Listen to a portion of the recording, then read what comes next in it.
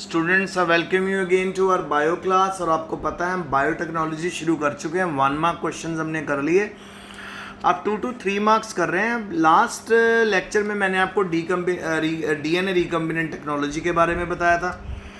फिर मैंने आपको ये बताया था कि कैसे हम जेनेटिक मटेरियल को एक्सट्रैक्ट कर सकते हैं, और फिर उसके बाद मैंने आपको सिलेक्टेबल मार्कर के बारे में बताया था। तो आज मेरा क्वेश्चन है आपके लिए, जो सबसे पहला क्वेश्चन है वो है जी, आइए इसको स्टडी करते हैं।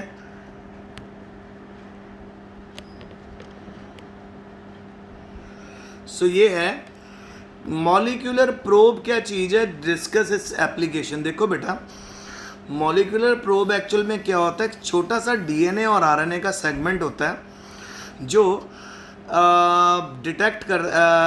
जो मदद करता है डिटेक्ट करने में कॉम्प्लीमेंट्री सीक्वेंस न्यूक्लिक एसिड में। ठीक है, तो सिंपल मैं आपको बताता हूँ। सपोज हमारे पास एक ऑर्गेनिज्म है, उसके न्यूक्लियस के अंदर जो डीएनए है उसका सीक्वेंस क्या है उसको पता करने के लिए हम एक छोटा सा सेगमेंट डाल देते हैं डीएनए और आरएनए का बाहर से। जब वो सेगमेंट बेटा अंदर जाएगा, वो ऑब्वियसली उसके ऑपोजिट बेस पेयर्स को रीड कर लेगा। जैसे हमारे वाले के पास है ए, तो उन ए ऑपोजिटली पेयर करेगा कि टी के साथ, और अगर हमारे वाले के पास जी है तो जी ऑपोजिटली पेयर करेगा सी के साथ। तो इस तरह से हम किसी भी ऑर्गेनिज्म का जो डीएनए सीक्वेंस है वो पता लगवा लेते हैं। तो सिंपल मॉलिक्यूलर प्रोब का काम क्या है? मॉलिक्यूलर प्रोब का काम है सेल के अंदर जाना और न्यूक्लियस के अंदर जाना और वहाँ जाके डीएनए के सीक्वेंस का पता लगाना। और मॉलिक्यूलर प्रोब एक्चुअल में होता क्या है, एक छोटा सा सेगमेंट होता है डीएनए और आरएनए का। आगे तो they are usually formed of 200 to 500 nucleotide sequences का बना होता है, पर कभी कभी मॉलिक्यूलर प्रोब जो होता है 500 न्यूक्लियोटाइड्स का भी बना हो सकता है। इन प्रोब्स के ऊपर लेबल लगाया जा सकता है। और लेबल कैसे लगाओगे बेटा, कोई भी रेडियो एक्टिव एलिमेंट उसमें डाल दोगे आप, तो रेडियो एक्टिव एलिमेंट जब डालोगे तो अल्फ़ा बीटा गामा रेडिएशन छोड़ेगा वो, और हम उसको डिटेक्ट कर लेंगे। अगर आपको याद हो, मैंने आपको एक एक्सपेरिमेंट करवाया था हार्शियन चेस। सो हार्शियन चेस के अंदर भी तो हमने रेडियो एक्टिव सल्फर और रेडियो एक्टिव फॉस्फोरस ली थी। ओके, इसी तरह से तो देखिए क्या कह रहा है कि इन प्रोब्स को या तो लेबल कर दिया जाता है रेडियो एक्टिव के साथ और नॉन रेडियो एक्टिव कंपाउंड के साथ इसको लेबल कर दिया जाता है। अब सिंगल स्ट्रैंडेड डीएनए प्रोब जो होते हैं ये क्या करते हैं, denatured double stranded DNA probe and RNA probe are used for identification and isolation of DNA and RNA. तो प्रोब किस किस तरह का होता है? एक तो सिंगल स्ट्रैंडेड डीएनए प्रोब होता है, एक होता है डबल स्ट्रैंडेड डीएनए प्रोब पर डीनेचर्ड है। डीनेचर्ड का मतलब उसकी शेप में हमने चेंज किया है बस को हीट करने के बाद। इसी तरह एक होता है बेटा आरएनए प्रोब।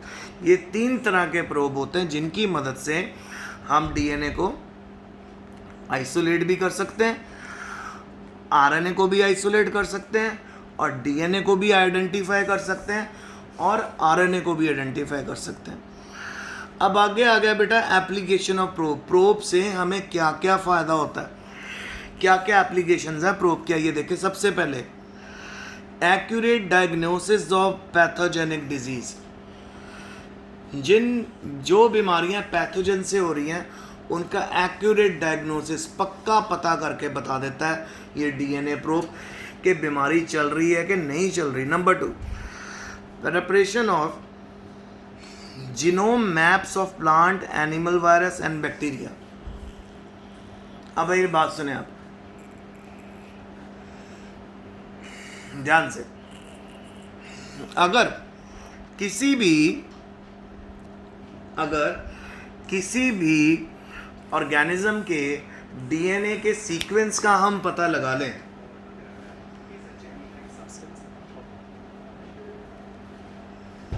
ठीक है, अगर हम किसी भी ऑर्गेनिज्म के डीएनए के सीक्वेंस का पता लगा लें इन मॉलिक्यूलर प्रोब्स की मदद से, सो बस उसके हम जेनोम मैप भी बना सकते हैं, चाहे वो प्लांट हो, चाहे एनिमल हो, चाहे वायरस हो, चाहे बैक्टीरिया हो।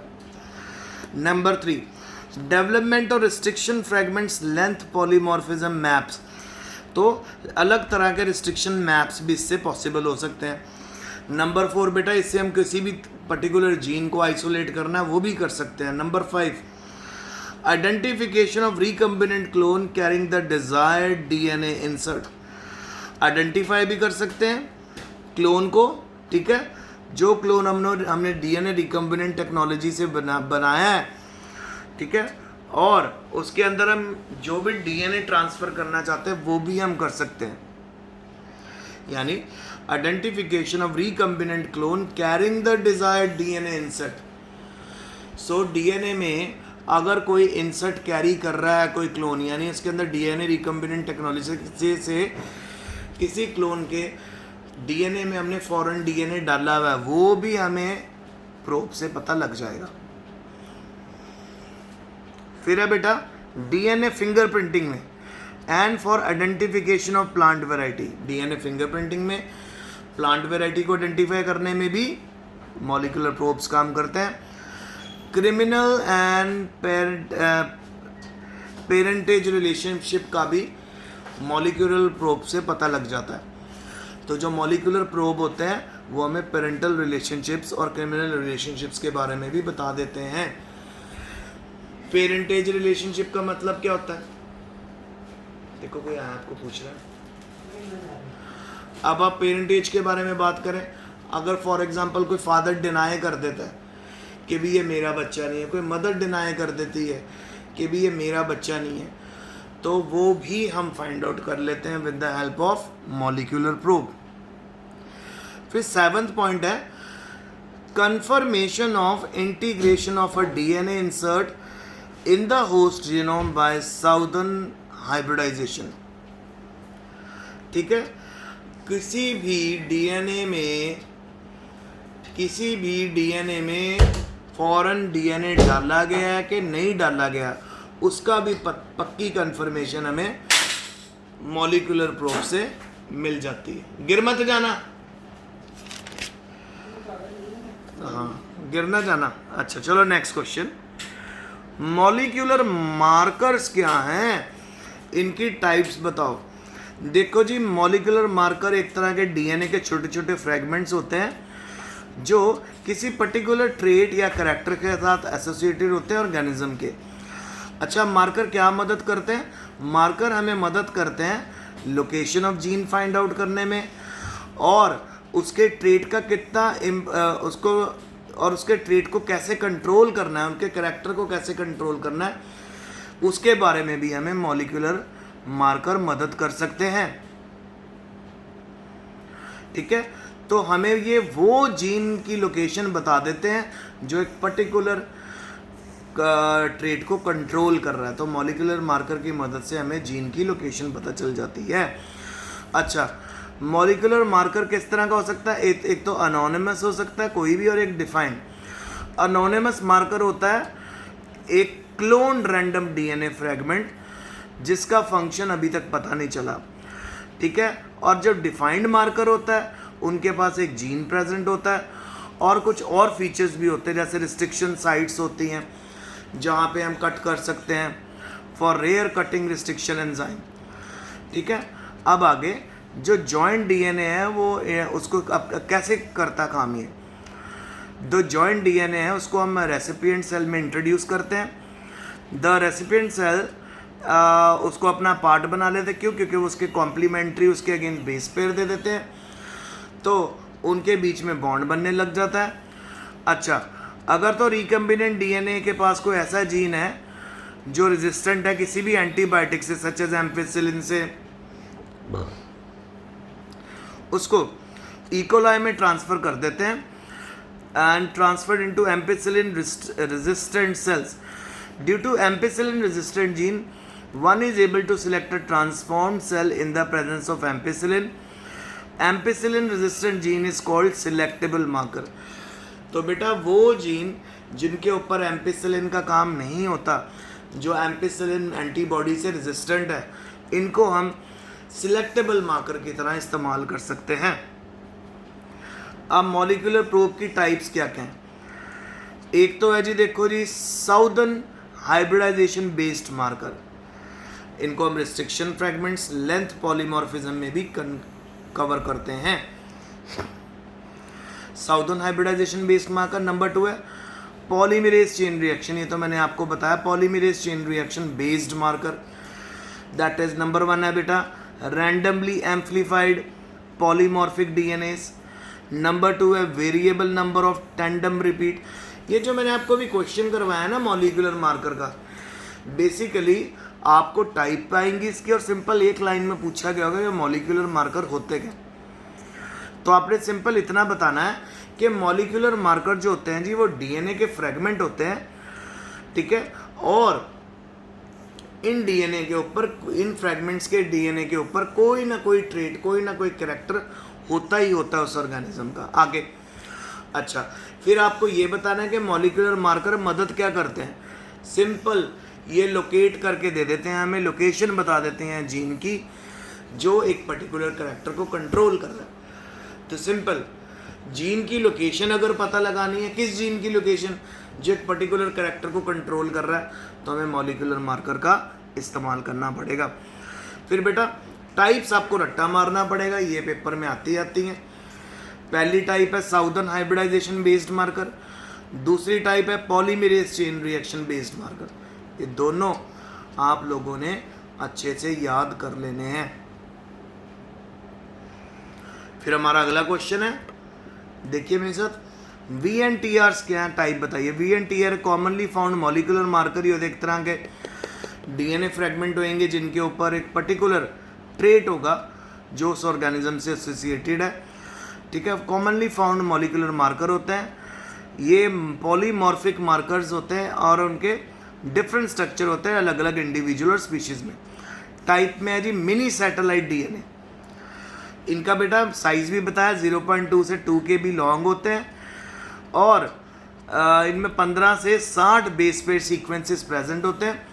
ह्यूमंस में मिनी सैटेलाइट डीएनए जो होते हैं they are concentrated in the pro terminal region of chromosome, ठीक है। नंबर 2 है जी माइक्रो, एक हो गया मिनी सैटेलाइट डीएनए, फिर है माइक्रो सैटेलाइट डीएनए। ये शॉर्ट सीक्वेंस होते हैं, 100 बेस पेयर से छोटे होते हैं, ठीक है, वो लंबे होते हैं मिनी सैटेलाइट, और माइक्रो छोटे होते हैं। और इनमें कितने 2 to 7 बेस पेयर होते हैं इसमें, और अगर आप ऊपर वाले में देखो 15 से 60 बेस पेयर थे, इसलिए इनको शॉर्ट टैंडम रिपीट्स बोलते हैं और ऊपर वालों को लॉन्ग टैंडम रिपीट्स बोलते हैं। शॉर्ट टैंडम रिपीट की शॉर्ट फॉर्म है STR। These are random and frequently distributed in the eukaryotic genome में, आपको आसानी से मिल जाएंगे। They show large stable polymorphism due to variation of number. They show large stable polymorphism due to variation in the number of repeats unit. They are also ideal as molecular marker for genomic mapping. तो micro satellite DNA का इस्तेमाल किस लिए होता है? Genomic mapping के लिए होता है। 52,000 सीक्वेंस जो होते हैं इनको फिजिकली मैप किया गया ह्यूमन जीनोम के अंदर, ठीक है। सो बेटा नेक्स्ट जो मेरा चैप्टर क्वेश्चन होगा वो होगा GMO के ऊपर, genetically modified organism.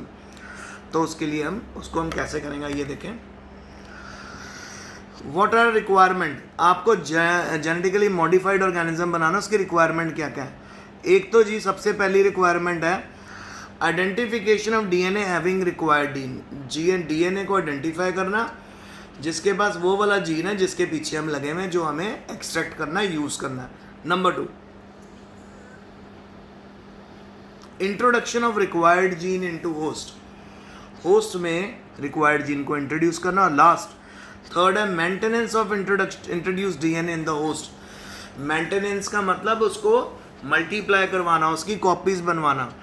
Number 4, transfer of DNA to its progeny. Finally जब डीएनए हमारा रेडी हो जाए उसको प्रोजेनीज में ट्रांसफर करना।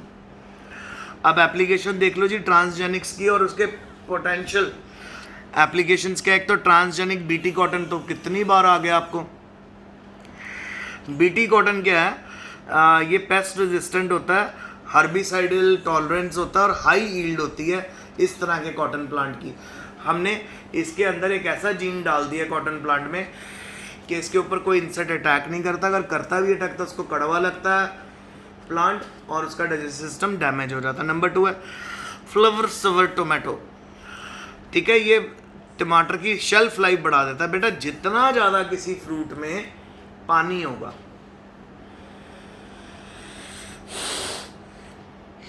जितना ज़्यादा किसी फ्रूट में पानी होगा वो उतनी जल्दी ख़राब होगा। क्यों जी? ऐसा आपको पता ही होना चाहिए कि जितना ज़्यादा पानी होता है उतना कंटेमिनेशन के चांसेस होते हैं। तो ना एक्चुअल में टोमेटो को बहुत जल्दी ट्रांसपोर्ट किया जाता है, बहुत जल्दी मंडी में लाया जाता है, क्योंकि थोड़ा सा भी लेट हो गया टोमेटो ख़राब हो जाएगा। तो बेटा आज का नया टोमेटो आया है फ्लेवर सवर टोमेटो।